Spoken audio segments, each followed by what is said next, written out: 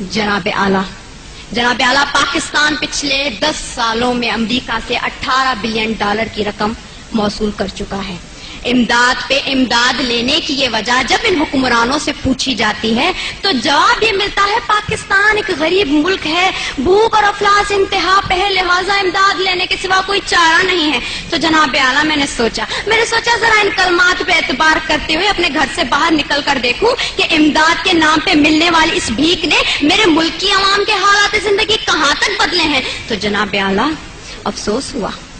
بہت افسوس ہوا۔ کہیں میں نے بھوک سے بلکتے معصوم بچوں کی آوازیں سنی تو کہیں پہ میں نے ان وزراء کے فرنگی کتوں کو سیر ہوتے دیکھا، کہیں پہ میں نے بازار میں بکتی آدم کی بیٹی دیکھی تو کہیں پہ میں نے وزیر اعظم کے تن پہ لاکھوں کا لباس دیکھا،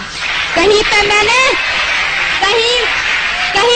نے اولاد برائے فروخت کے نعرے سنے تو کہیں پہ وزیر اعظم اور حکمرانوں کے آگے پیچھے جاتی 10 مرسڈیز کو دیکھا، کہیں پہ میں نے عافیہ صدیقی کی ماں کو اس کے انتظار میں تل مرتے دیکھا تو کہیں پہ میں نے اس ملک کے حکمرانوں کو امریکہ کی خوشامد میں دن رات ایک کرتے دیکھا۔ میں کیا بتاؤں میں نے کیا کیا دیکھا، ڈرون حملوں میں مرنے والوں کی لاشوں کو دیکھا، کئی عورتوں کے اجڑتے سہاگوں کو دیکھا، کئی نوجوانوں کو ہاتھ میں ڈگریاں لیے بے روزگاری کے عوض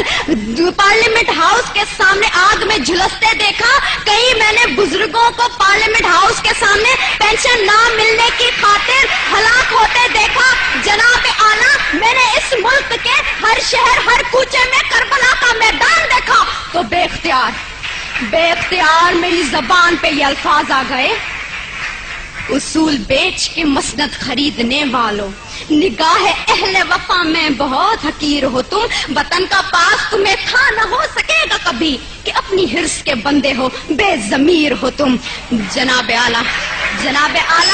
چند روپوں کے عوض اس ملک کی عزت و توقیر کو گروی رکھنے والے ان حکمرانوں نے ہم سے ایک غیرت مند قوم کہلوانے کا حق چھین لیا ہے۔ آج پاکستان اسی غلامی کی زنجیر سے بندھنے جا رہا ہے جس سے آزاد کروانے کے لیے کئی مسلمانوں نے اپنے لہو سے مقتل گاہوں کو سجایا تھا، کئی آدم کی بیٹیوں نے اپنی عصمتوں کو سارے بازار نیلام کروایا تھا، کئی شہیدوں نے جس گلستان کو سجانے کے لیے اپنا لہو بنایا تھا۔ کیا یہ ہے وہ پاکستان؟ میں پوچھتی ہوں جناب اعلیٰ آپ سے، یہاں بیٹھے ہر شخص سے، اپنے آپ سے، کیا یہ ہے وہ پاکستان؟ نہیں،